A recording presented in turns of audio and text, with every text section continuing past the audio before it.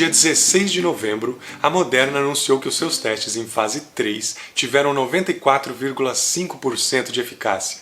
2 dias depois, a concorrente direta, a Pfizer, anunciou que os seus testes também em fase 3 tiveram 95% de eficácia. Nesse mesmo dia, saiu um artigo científico na revista The Lancet dizendo que a Coronavac, em fase 1 e fase 2, teve como resposta imune de seus pacientes 97% de resposta imune positiva. No dia 19, o Brasil recebe 120 mil doses da Coronavac vindas diretamente da China. Uma semana com muitas notícias e notícias que provocam uma ansiedade geral. Quando é que teremos a primeira vacina da Covid-19 disponível para a população? Eu sou o professor Murilo de Biologia e estou aqui hoje para conversar com vocês sobre a produção de vacinas da Covid-19. Se a gente parar para pensar, essa vacina da Covid-19 está sendo produzida num curtíssimo espaço de tempo, uma produção que nunca aconteceu na história. A gente tem uma tradição de mais ou menos 60 anos na produção de vacinas.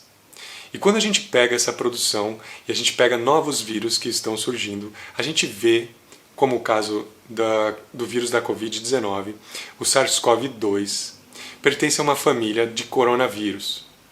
Lá em 2003, 2004, a Sinovac, que é a empresa que produz a Coronavac, estava desenvolvendo uma vacina para o SARS-CoV. Essa vacina parou na fase 1 porque a SARS foi controlada. A partir daí tem-se já uma plataforma, um desenvolvimento de um protocolo para a produção de uma vacina que está em fase estacionária. O SARS-CoV-2, sendo da mesma família do SARS-CoV-1, lá em 2003, já existia então um protocolo para combater esse vírus.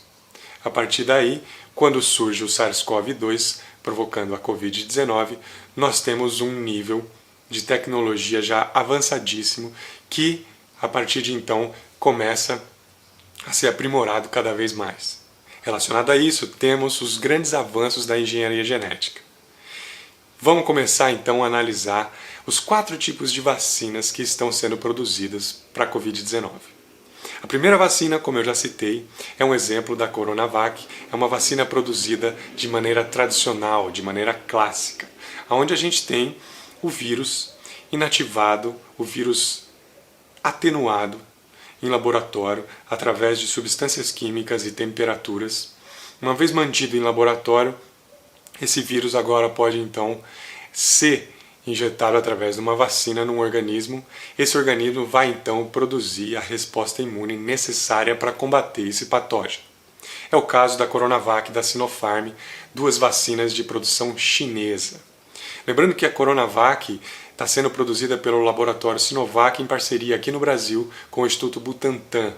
Então os testes estão sendo feitos aqui no Brasil e agora que a gente recebe essas 120 mil doses iniciais, a gente precisa ainda da regulamentação e do aval da agência reguladora, que no caso do Brasil é a Anvisa.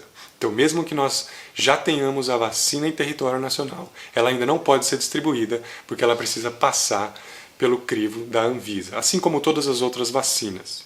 O que acontece é que essas vacinas desenvolvidas em pouco tempo, elas ainda precisam ser controladas, os pacientes que são submetidos aos testes ainda precisam de acompanhamento. Então essas vacinas têm a aprovação dessas agências reguladoras de uma maneira emergencial, que é o caso então da grande aposta que o Brasil está fazendo na Coronavac. E realmente é uma aposta, porque se ela não tiver o crivo da agência reguladora, ela precisa ainda de um tempo para ser regulamentada. E isso pode demorar aí meses e a gente pode ter a vacina em território nacional, mas ela pode ser distribuída e aplicada apenas no primeiro, segundo trimestre de 2021. Bom, vamos lá. Então temos essa produção de vacina de maneira tradicional. Temos uma segunda maneira de produção de vacina que é através de subunidades virais, que é o caso da Novavax, uma vacina sendo produzida nos Estados Unidos. É uma tecnologia conhecida como nanotecnologia recombinante, onde nós pegamos partículas virais, subunidades virais, proteínas virais, açúcares virais. Geralmente, essas subunidades virais estão relacionadas com a maior resposta que o organismo tem de uma molécula viral. Nesse caso, Sabe-se até o presente momento que a proteína S, a proteína que está na superfície viral e responsável pelo reconhecimento da célula hospedeira, é uma das proteínas que provoca a maior resposta imune do organismo. Então a Novavax produz uma vacina utilizando uma proteína viral que é acoplada a nanopartículas. Então é injetado isso no organismo e o organismo reconhece essa partícula viral como um patógeno, produzindo então uma resposta imune eficaz. Temos um terceiro tipo de vacina, que é a vacina do adenovírus não replicante, ou do vetor viral não replicante, que é o caso da vacina sendo produzida pela Universidade de Oxford, em parceria com a Fiocruz aqui no Brasil. É o caso também da Johnson & Johnson e da Sputnik V, a vacina russa. O que acontece nessa vacina é que a gente utiliza um vetor que não tem a capacidade de se replicar dentro do organismo. Então a gente pega, no caso da vacina de Oxford, a chamada ChAdOx1, a gente pega um vírus atenuado de chimpanzé, da gripe do chimpanzé, altera esse vírus geneticamente, a gente insere então um pedaço do material genético do SARS-CoV-2. Esse pedaço está relacionado com a produção da proteína S. A gente insere nesse vetor, esse vetor é inserido dentro do organismo, promovendo então lá dentro da célula a leitura desse segmento de material genético que vai induzir a produção da proteína S, reconhecida então como uma proteína estranha, estimulando a produção de anticorpos e a eficácia de um sistema imunológico. Quando a gente pega a última das vacinas que está sendo produzida, e a vacina mais revolucionária porque ela nunca foi feita na história, que é a vacina de RNA mensageiro, a gente encontra um grande divisor de águas quando a gente fala em engenharia genética e a engenharia do material genético recombinante. A diferença dessa vacina é que a gente não precisa de o vírus completo, toda a estrutura, com todas as proteínas virais. A gente simplesmente, após fazer um mapeamento do genoma viral, a gente acha qual é a sequência de interesse, a gente pega essa sequência de interesse, a gente seleciona ela, a gente multiplica ela em laboratório e a gente envolve ela em partículas lipídicas que vão manter a estabilidade dessa molécula de RNA mensageiro, facilitando também a entrada dentro da célula, considerando que a célula tem uma membrana lipoproteica. Uma vez dentro da célula, essa vesícula lipídica é desintegrada, a molécula de RNA mensageiro é lida. Uma vez que é lida, é produzida a proteína viral. Essa proteína viral é então entendida como um patógeno, como uma proteína estranha, e é o fator essencial para ser estimulado então o sistema imunológico desse organismo. Essa molécula de RNA mensageiro não tem a capacidade de alterar o material genético da célula hospedeira, da célula-alvo, e logo que ela é traduzida, ela é então eliminada do organismo, assim como as moléculas de RNA mensageiro do nosso corpo. O grande lance é que a gente não precisa então do armazenamento de um vírus completo, atenuado ou inativo. Então a gente tem um nível de biossegurança diferente da produção de vacinas tradicionais, ou até mesmo de vetores virais não replicantes. A gente tem a facilidade de produzir isso numa velocidade muito maior, numa escala de produção muito maior, mas num contraponto a gente precisa de temperaturas muito específicas para armazenar e manter a integridade dessa molécula de RNA mensageiro. No caso da empresa Moderna, ela afirma que as suas vacinas precisam estar armazenadas numa temperatura de menos 20 graus Celsius, a temperatura de um freezer comum. A Pfizer já mostra que as suas vacinas precisam estar armazenadas numa temperatura de menos 70 graus Celsius. Isso quer dizer que nem todos os países têm a tecnologia e a capacidade de armazenar todas essas vacinas. Então esse é um grande contraponto desse tipo de vacina. Mas essa vacina, como eu já disse, ela nunca foi feita na história.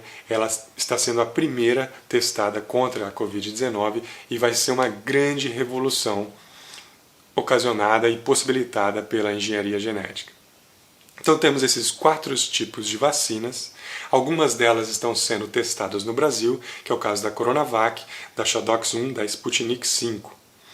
Quando a gente fala na Shadox, só para lembrar para vocês, é uma vacina produzida pela Oxford e a Fiocruz, utilizando o método de adenovírus não replicante, ou vetor viral não replicante. E ela se chama Shadox exatamente porque o CH do chá, ela significa chimpanzé, o AD de adenovírus e o Ox de Oxford 1, porque é a primeira vacina a ser produzida para a Covid-19 utilizando essa tecnologia. Então a gente utiliza um vetor que geralmente é um vetor, é um vírus que não provoca nenhuma doença na espécie humana, exatamente para já não apresentar um sistema imunológico, para não apresentar anticorpos contra esse vetor viral. Então esse é um detalhe que faz toda a diferença na produção dessa vacina. De uma maneira geral, essas vacinas têm as suas especificidades em quantidade de doses e nos resultados que são apresentados nos testes. Todos esses testes têm que levar em conta a idade da pessoa, tem que levar em conta as atenuações com relação a outras doenças, tem que levar em conta o acompanhamento desses testes nos momentos pós-vacina. Então não adianta a gente vacinar e já sair achando que estamos imunes. A imunização demora um certo período, ela tem uma eficácia ainda, muitas vezes precisa de uma segunda dose. Então essas vacinas, primeiramente e de uma escala global, serão disponíveis a grupos de risco, o pessoal que está na linha de frente, né, como médicos e profissionais da saúde, e logo depois ela vai ser disponibilizada para a população de uma maneira geral. A previsão é que essa vacinação comece já em alguns países logo em dezembro, assim que aprovada de maneira emergencial pelas agências reguladoras, e no Brasil, no primeiro e segundo trimestre de 2021, ela, se tudo correr bem, esteja disponível para aplicação na população. Lembrando que cada vacina funcionando de uma maneira e pode ser uma possibilidade complementar de processo de imunização. Então, uma vacina pode ter uma resposta específica de imunização em um determinado grupo de pessoas e outra vacina, desenvolvida por uma outra técnica, pode desencadear um sistema outro em um diferente grupo de pessoas. Então, estuda-se também a associação dessas vacinas, tomar uma vacina e depois tomar outra. O que acontece é que são muitas informações, é uma ansiedade geral, mas ainda existe o cuidado que precisa ser feito. O número de casos de Covid vem aumentando a cada dia. Isso significa que precisamos ter um cuidado ainda maior. Máscaras, evitar sair, evitar o contato, principalmente não multiplicar essa onda e não aumentar esses picos que a gente está vendo em todos os lugares do mundo. Cuidem-se, cuidem com as informações, previnam-se, porque ainda é e será durante muito tempo uma das melhores maneiras de combater esse coronavírus. Fiquem ligados que traremos sempre informações novas e frescas aqui para vocês. Até a próxima!